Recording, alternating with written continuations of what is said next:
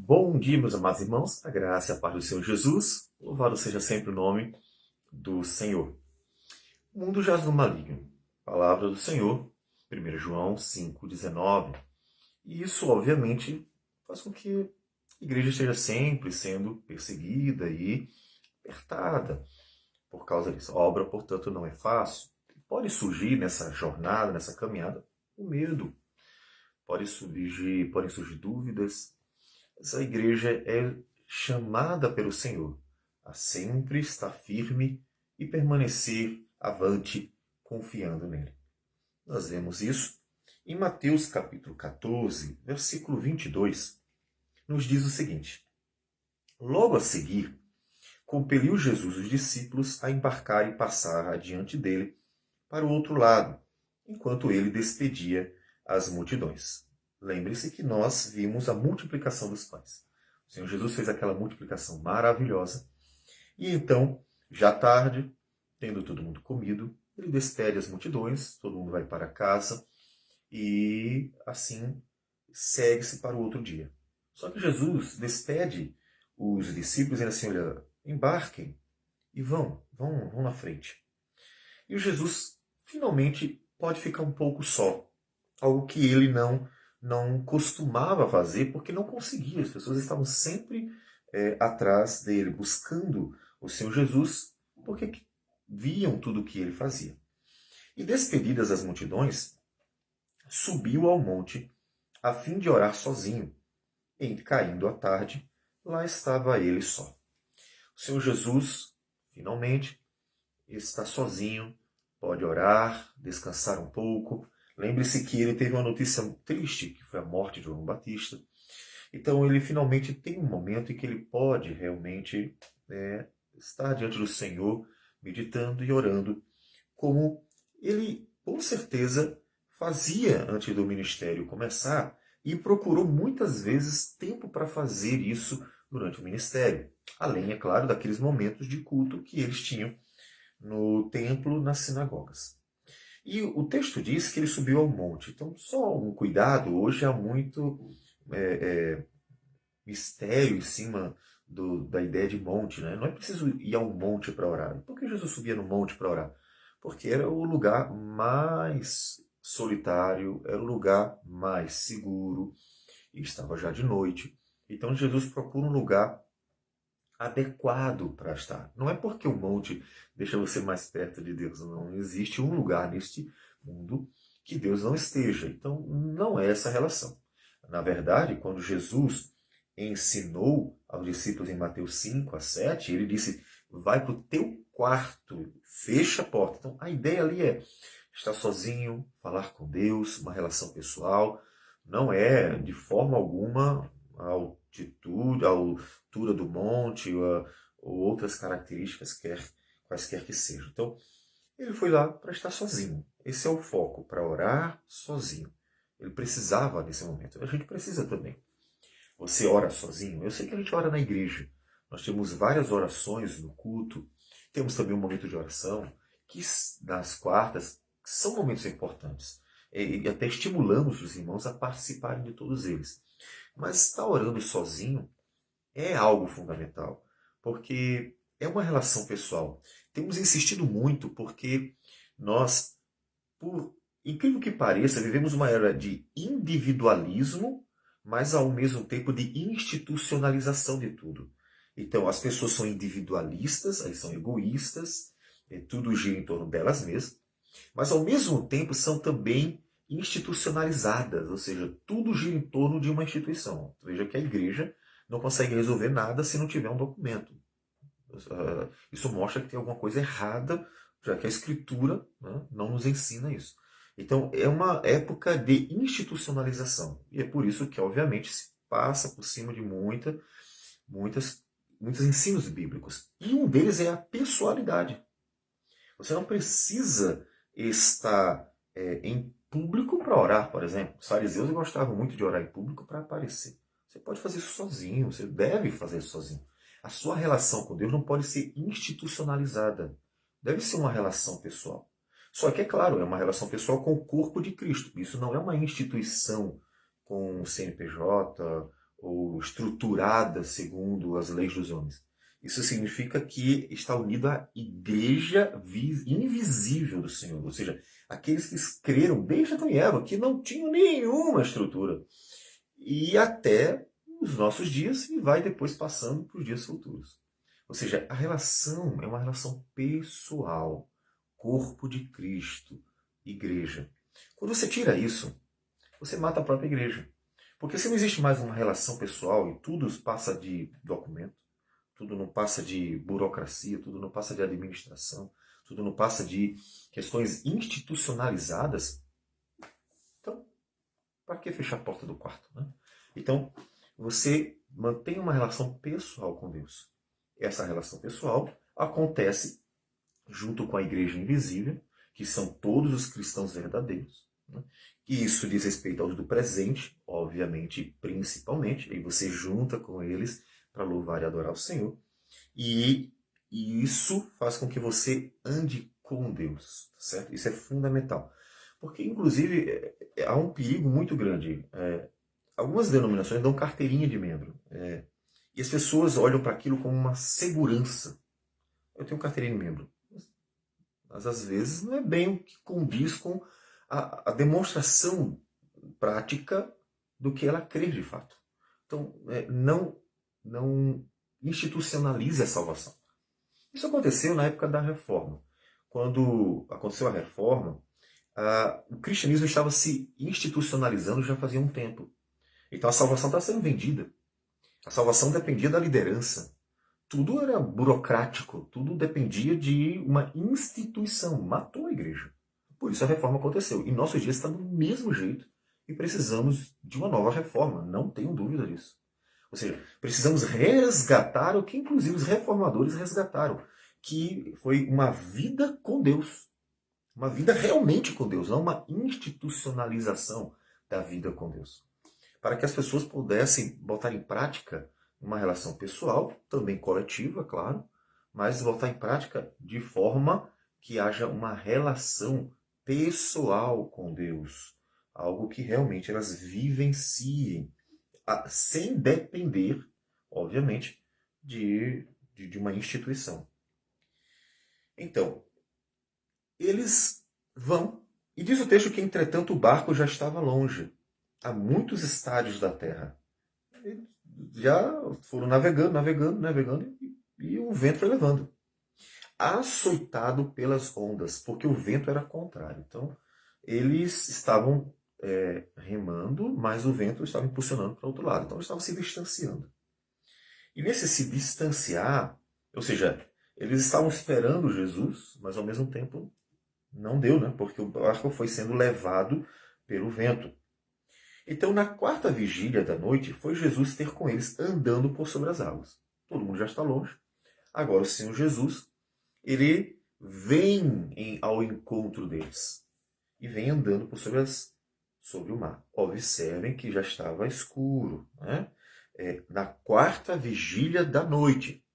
Jesus despediu a multidão já no finalzinho da tarde, já anoitecendo.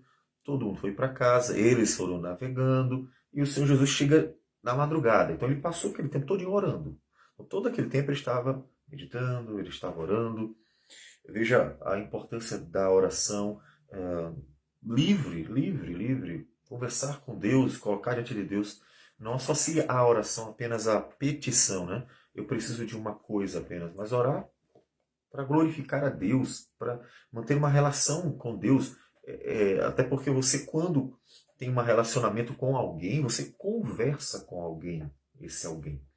Então, essa relação em que você glorifica, adora, agradece, pede também, coloca diante de Deus, apresenta seu coração, seus sentimentos, sua necessidade.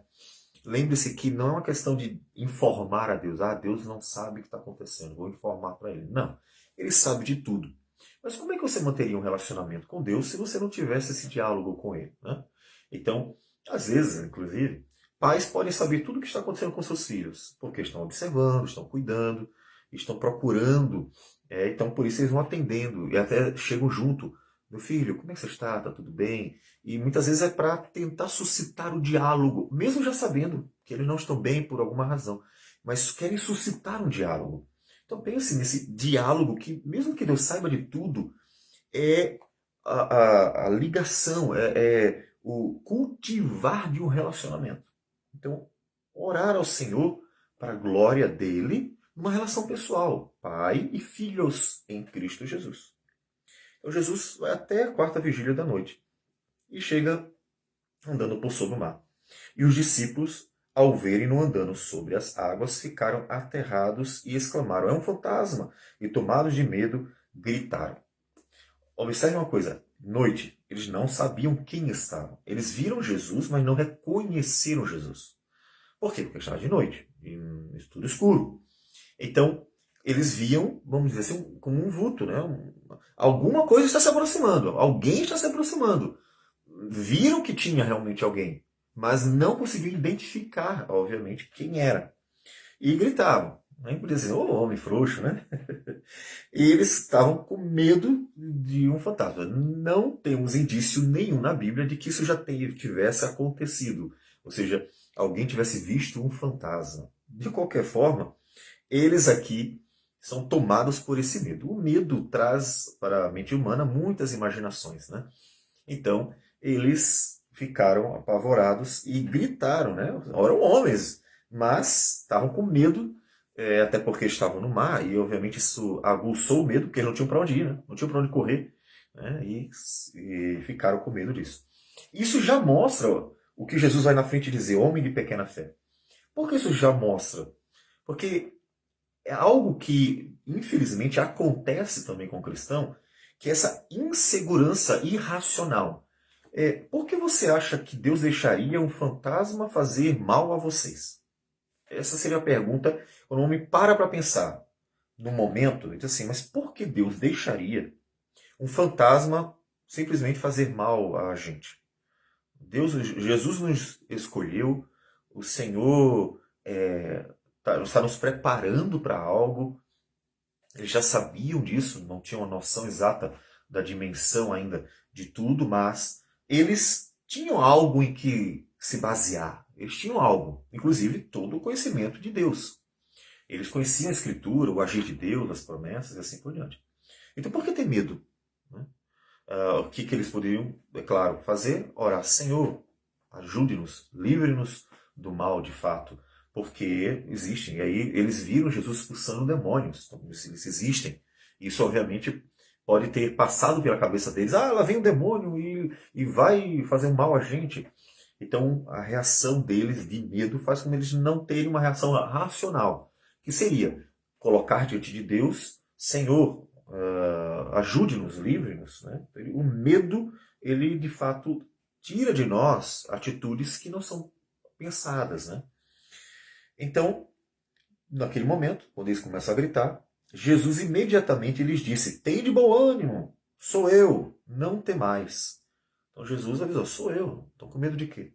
Né? Eles não estavam vendo que era Jesus por causa que era escuro. Respondendo-lhe Pedro, disse, se és tu, Senhor, veja, não dá para ver.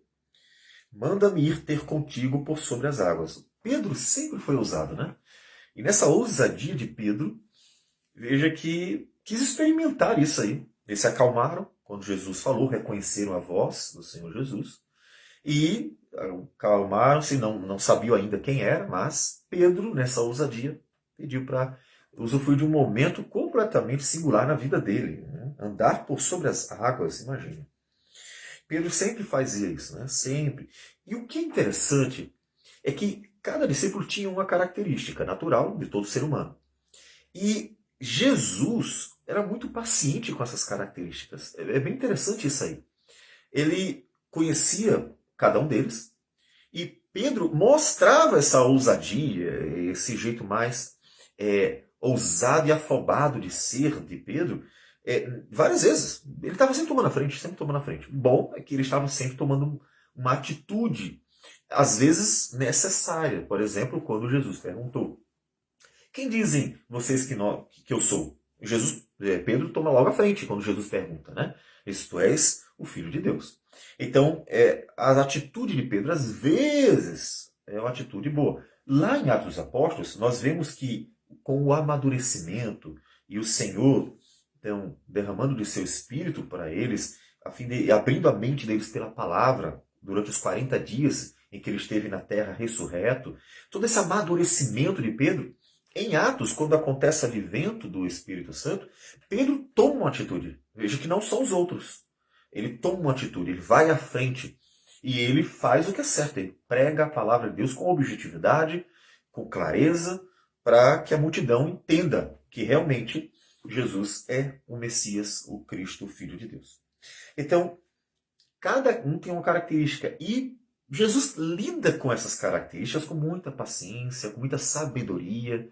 Ele não anula, isso é muito interessante, ele não anula as características deles. Ele corrige os pecados, como vai acontecer agora. Veja, venha. Ele poderia ter repreendido. Pedro, deixa de besteira. Para que andar por sobre as águas? Calma que eu já chego aí. Ele poderia ter exortado, ele poderia ter feito. Não, venha. Ele deixou Pedro desfrutar daquele momento. Muito interessante a forma paciente, graciosa, bondosa, sábia do Senhor Jesus lidar com eles. Então, ele disse, vem. E Pedro, descendo do barco, andou por sobre as águas e foi ter com Jesus. Reparando, porém, na força do vento, teve medo. Então, ele vai já indo perto de Jesus, já está lá, né? Tanto é que Jesus socorre ele, então ele já está ali. E o vento muito forte, e aquilo tudo, aquele ambiente tempestuoso, né? Faz com que ele tenha medo, ele fica com medo. Outra vez, a primeira vez ele teve medo e gritou, fantasma! Outra vez ele teve medo e o medo gera atitudes irracionais. Ele está andando por sobre as águas, algo que só Deus pode fazer. E ele está como aquele que está em pé sobre as águas. Portanto, ele está ali diante do próprio Deus. Ninguém nunca fez isso. E ele, portanto, não precisaria ter medo. Ele deveria simplesmente confiar, porque ele já chegou até ali. O medo traz atitudes irracionais. E então, com muita tranquilidade, firmeza, ele corrige Pedro. Ele não corrige porque Pedro foi até lá andando por sobre as águas, porque pediu. Ele corrige o pecado. Qual é o pecado? A dúvida. Mas, pastor, dúvida é pecado? Sim. A dúvida a respeito daquilo que Deus nos fala, daquilo que Deus nos promete, daquilo que vem da parte de Deus é pecado. Duvidar no sentido de, por favor, me tira uma dúvida, né? E você pedir para esclarecer, chegar para o pastor, por exemplo, e pedir, pastor, eu li, mas não entendi, me tira uma dúvida. Não é esse tipo de dúvida. Dúvida pode ser o interesse em aprender mais, em conhecer mais, em crescer, né, no conhecimento. Então, esse tipo de dúvida é saudável. A dúvida aqui é exatamente o duvidar do que Deus está fazendo. Lá na frente, Tiago, capítulo 1, quando ele fala de aquele que precisa de sabedoria, peça, ele diz que, mas não duvide, porque Deus não vai dar para quem duvida. O que ele está dizendo? Olha, há uma promessa divina. A promessa é, quem precisar de sabedoria pode pedir. Senhor, me dê sabedoria para lidar com uma situação. Me dê sabedoria para entender a tua palavra. Me dê sabedoria para pastorear. Me dê sabedoria para ser um bom pai. E assim por diante. Então, você pode pedir sabedoria por N coisas da vida. E a Bíblia diz que quando você precisar, peça que Deus dará sabedoria. Então, não duvide. Por quê? Mas por que duvidar ali é um pecado? Porque Deus já prometeu. Você não vai chegar para Deus, Deus, se for da tua vontade, dá-me sabedoria. Não. Por quê? Porque esse se for da tua vontade não é uma expressão de submissão. Esse se for da tua vontade é uma expressão de dúvida. Porque ele já prometeu. Senhor, conforme tuas promessas, eu preciso de sabedoria para tal coisa, para agir, para tomar uma atitude, para me decidir e assim por diante. Então você não pode duvidar. E foi o que aconteceu. Ele duvidou que de fato o Senhor Jesus estaria ali para, né, sustentá-lo. Né? Ele foi até ali por causa de Cristo. Né? E então, diz o texto que prontamente Jesus, estendendo a mão, tomou e lhe disse, homem de pequena fé, por que duvidaste? Então, é interessante que, ainda que Jesus é que tenha chamado, ele coloca o sucumbir ali, né? Ele está afundando, com uma responsabilidade de Pedro. Ou seja, Jesus fez o milagre, mas há uma responsabilidade do homem em relação à fé. Crer que aquilo é possível. Tanto que, por isso, que todas as vezes que o Senhor Jesus fazia milagres, ele dizia assim, seja feita conforme a tua fé. Então, não tem como nós ignorarmos a necessidade do homem crer de verdade que Deus pode aquilo. Deus pode me salvar. Deus pode me livrar. Deus pode operar. Deus pode me ajudar. Deus pode me dar sabedoria. Deus pode cumprir todas as suas promessas, porque não há impossíveis para Deus em todas as suas promessas. É o que diz o anjo para Maria, naquele momento que ele está revelando o nascimento do Senhor Jesus. Então, ele duvidou, significa que ele não creu, e por isso terminou afundando. Jesus repreende. Repreende o quê? O pecado. Não o pedir para ir por sobre as águas, mas o pecado. Porque ele duvidou. Subindo ambos para o barco, cessou o vento. E os que estavam no barco adoraram, dizendo, verdadeiramente és filho de Deus. Então, aquele momento foi importante instrumento para mostrar para eles quem Jesus é. Lembre-se que nós estamos vendo o primeiro momento, a primeira parte do ministério de Jesus. A primeira parte do ministério de Jesus, que é dividido em duas, é Jesus mostrando pelas suas obras e ensinamentos que ele é o Filho de Deus, o Deus de Deus. E está revelando isso. Então tudo que Jesus está fazendo está mostrando para eles quem ele é. Porque eles precisavam primeiro saber quem Jesus era para depois entender a obra que ele veio fazer, que é a segunda parte do ministério de Cristo.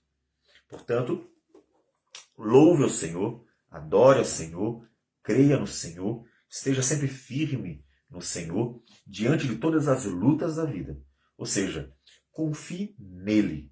Deus exige de você a fé, que você creia que ele é fiel às suas promessas, ele pode cumprir as suas promessas, então, portanto, você deve continuar seguindo com ele.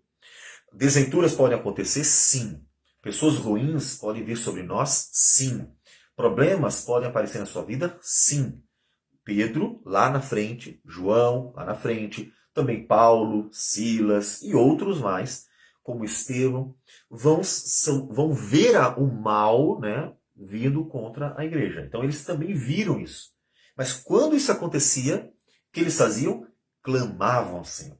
Colocavam-se diante de Deus. Oravam a Deus. Senhor, salva-nos, livra-nos, dá-nos coragem, firmeza. Então, veja que eles amadureceram e mantiveram a fé, mesmo quando estava a vida tempestuosa, onde o vento estava forte, e eles mantiveram-se firmes. Aprenderam com a tempestade que eles precisavam manter firme a fé, mesmo quando o mal vem tempestuoso contra nós.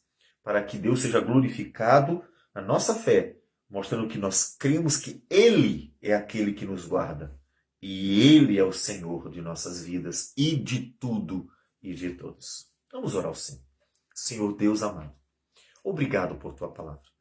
Assim como Pedro, Senhor Deus, nós estamos caminhando num mundo que tem ventos fortes, tempestades. Dá-nos, Senhor Deus, um coração firme, como Jesus ordenou. Um coração que tenha firmeza na Tua palavra, de tal modo que não importe quem venha contra nós, quão forte seja a tempestade, nós estejamos firmes para continuar com o Senhor, andando por sobre as águas.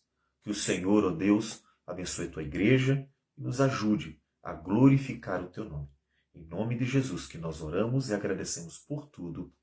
Amém, Senhor. Deus abençoe a todos e tenham um bom dia.